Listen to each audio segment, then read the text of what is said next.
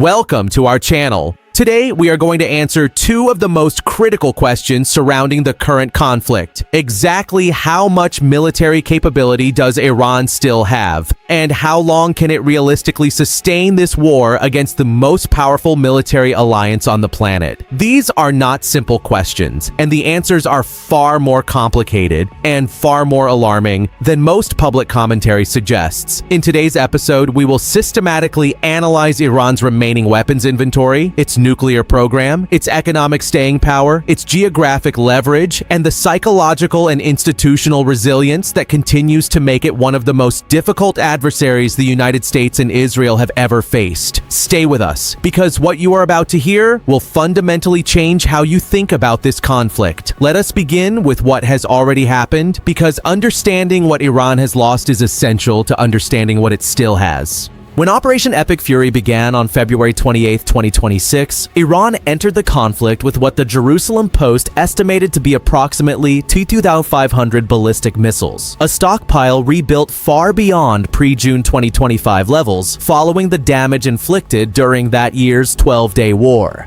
In the first 10 days of the current conflict, Iran fired approximately 2,410 ballistic missiles and 3,560 drones, a staggering expenditure that vastly exceeded the entirety of the 12-day war, which saw 627 missiles and 735 drones fired over its entire duration. More than 60% of Iran's missile launchers were destroyed or neutralized by American and Israeli strikes during this opening phase. On the surface, these numbers sound like a devastating defeat. But here is what makes this conflict so extraordinary. Even after 5 weeks of the most intensive combined American and Israeli airstrikes since the Second World War, the picture that has emerged from United States intelligence assessments is deeply concerning for those hoping for a quick resolution. According to recent U.S. intelligence assessments reported by CNN and citing 3 sources familiar with the intelligence, roughly half of Iran's missile launchers remained intact despite the daily pounding by American and Israeli strikes. Thousands of one-way attack drones remained in Iran's arsenal. As one of those intelligence sources said with striking bluntness, Iran is still very much poised to wreak absolute havoc throughout the entire region. How is this possible? The answer lies in Iran's deliberate strategy of preservation and concealment.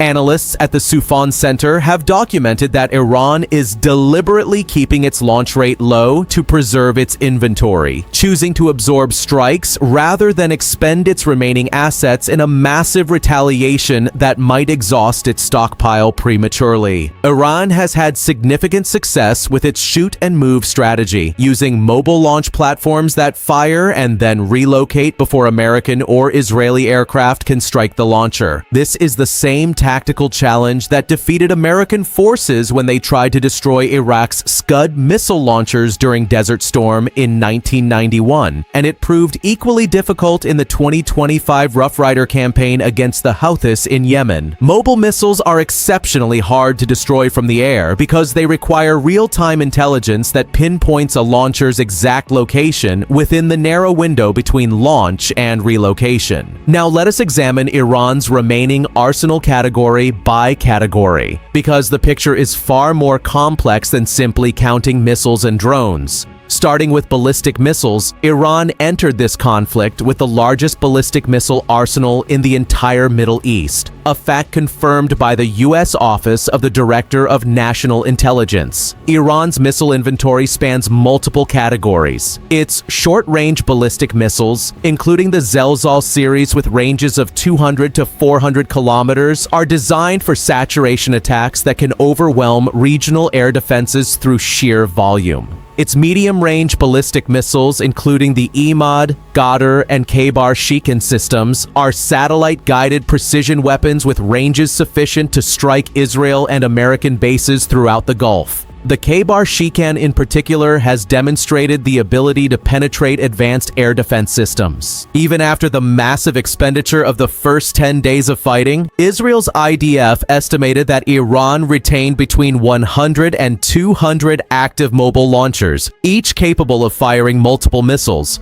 and intelligence assessments indicated that Iran's overall launch capacity had not been reduced to zero or anything close to it. On drones, the situation is even more concerning for Iran's adversaries. Iran has spent years building the largest drone arsenal in the Middle East, and it has done so with a specific strategic logic in mind. Drones are cheap to produce, difficult to intercept in large numbers, and can be manufactured domestically without depending on any foreign supply chain. Iran's Shahed series one-way attack drones cost a fraction of the interceptor missiles required to shoot them down, creating an economic asymmetry that systematically drains the ammunition stockpiles of any air defense network they target. Even with ballistic missile attacks down 90% from the start of the conflict, as Defense Secretary Pete Hegseth acknowledged, thousands of drones remained available, and Iran's strategy of distributing fire across 13 countries simultaneously has stretched regional air defenses to their operational limits. The United States itself announced that the arms industry was quadrupling weapons production to address the projected exhaustion of defensive interceptor supplies, a direct acknowledgement that Iran's attrition strategy is working at an economic level. The geographic dimension of Iran's remaining strength cannot be overstated. Since March 4, 2026, Iranian forces have declared the Strait of Hormuz closed, threatening and carrying out attacks on ships attempting to transit this vital waterway.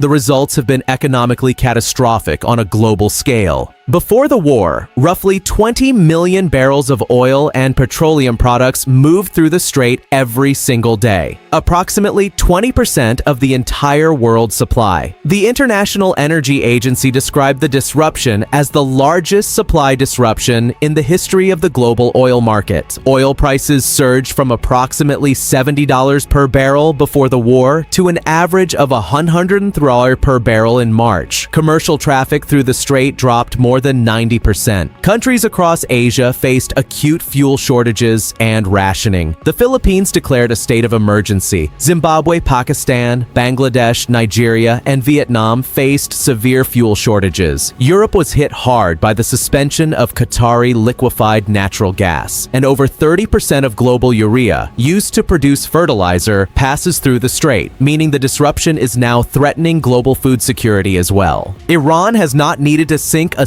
single large warship or fire a single ballistic missile to achieve this result. It has used low-cost drones, naval mines, and the mere threat of force to effectively weaponize the global economy. As analysts from the Council on Foreign Relations and the NIAC Council have noted, the Strait of Hormuz has evolved into something more powerful than any weapon in Iran's arsenal. It is a choke point worth more at the negotiating table than nuclear weapons, proxy networks, and missile programs combined. And critically, Iran's ability to threaten this waterway is structural. It derives from geography that cannot be bombed away. Even after a complete ceasefire, the strategic reality that Iran controls the northern shore of this strait and can threaten it with mines, drones, and anti-ship missiles at any time it chooses will remain in place. Now let us address the nuclear dimension, because this is the most consequential and least resolved aspect of Iran's remaining strength. Before the June 2025 strikes, Iran had accumulated approximately 440 kilograms of uranium enriched to 60% purity,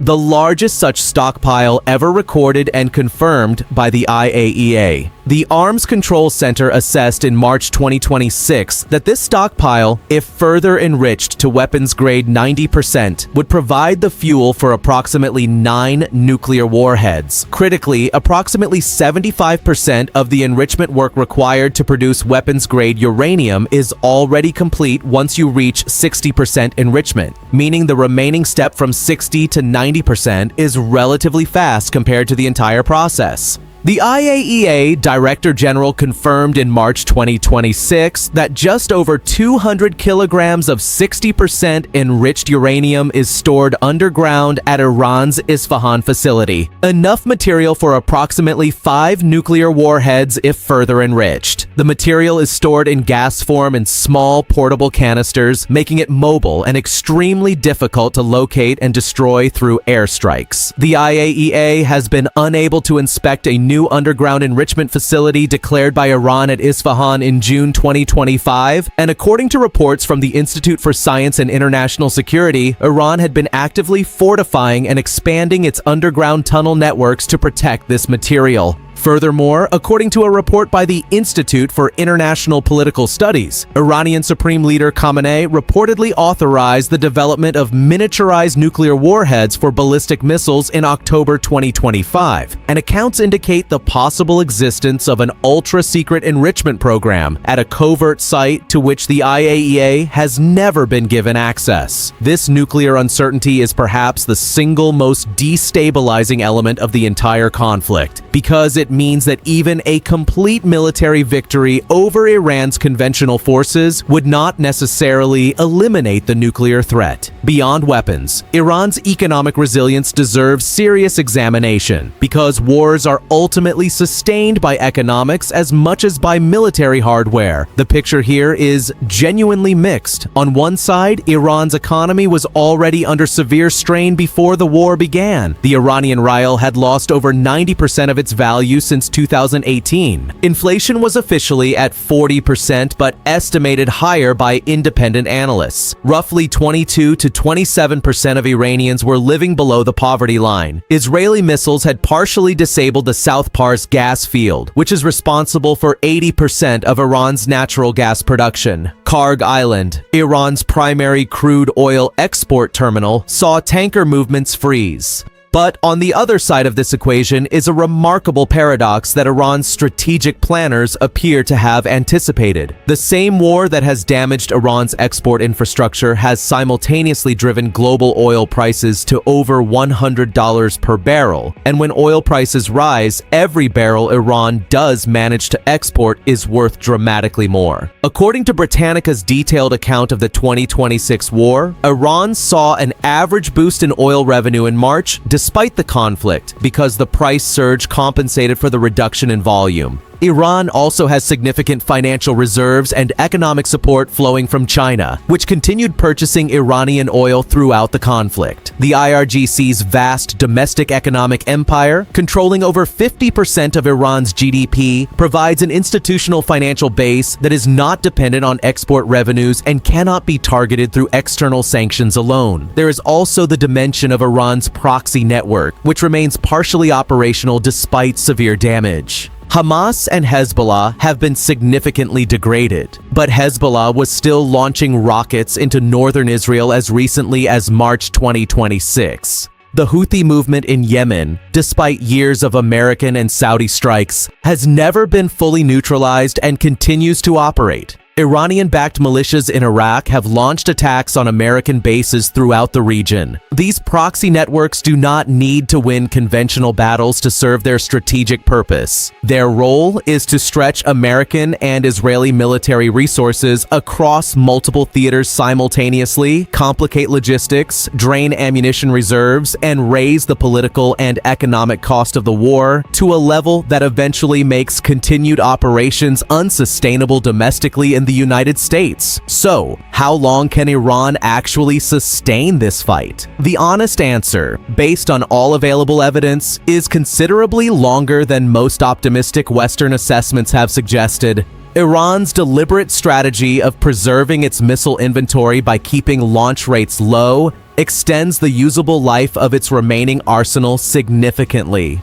Its mobile launch platforms make it nearly impossible for American air power to achieve complete suppression of its strike capability. Its geographic control of the Strait of Hormuz gives it an economic weapon that imposes enormous global costs without requiring a single soldier or a single missile. Its nuclear stockpile, stored in hardened underground facilities, represents an unresolved threat that creates a fundamental ceiling on how far the United States and Israel can push military operations without risking catastrophic escalation. And its institutional resilience, the IRGC's economic power, the ideological cohesion of its leadership, and the deeply held conviction that survival equals victory, means that the government is unlikely to collapse under external pressure in the near term. The United States and Iran reached a 2-week ceasefire in early April 2026, which represented the first acknowledgement by both sides that the military campaign campaign alone was not producing a decisive political outcome. Negotiations in Islamabad broke down over nuclear enrichment timelines. The United States proposed a 20-year suspension, Iran countered with 5 years, reflecting how wide the gap remains between the two sides' fundamental demands. As of mid-April 2026, the Strait of Hormuz remains only partially open, with Iran selectively admitting ships from China, Turkey, Pakistan, and India under bilateral deals while blocking others. The IEA estimates that oil flows will not normalize until at least July 2026, even if the strait fully reopens. What does all of this tell us? Iran's remaining strength is not primarily a function of how many missiles it has in its inventory on any given day. It is a function of 5 interlocking realities that cannot be resolved through military strikes alone. Iran retains a significant and partially concealed ballistic missile and drone capability that intelligence assessments confirm remains capable of causing enormous damage throughout the region. Its control of the Strait of Hormuz weaponizes the global economy in a way that makes sustained military pressure politically costly for the United States at home and diplomatically costly internationally. Its nuclear stockpile, buried in hardened underground facilities and partially outside IAEA verification, represents a threat that may be impossible to fully eliminate through air power. Its economic base, while damaged, is supported by China and insulated by the IRGC's domestic institutional power. And its leadership operates with a survival equals victory doctrine that absorbs military punishment without political collapse. Understanding this is not about admiring Iran's government.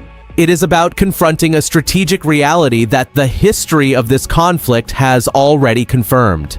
The path to any sustainable resolution of this war will require addressing not just Iran's weapons, but the entire framework of its power: economic, geographic, nuclear, and institutional. And until that happens, the answer to how long Iran can fight this war is simply longer than the strikes alone can determine. If you found this analysis informative, please like the video and subscribe to the channel. Let us know in the comments. Do you believe a negotiated solution is still possible, or has this conflict moved beyond the point of diplomatic resolution? In our next episode, we will continue to examine the forces shaping this conflict. Thank you.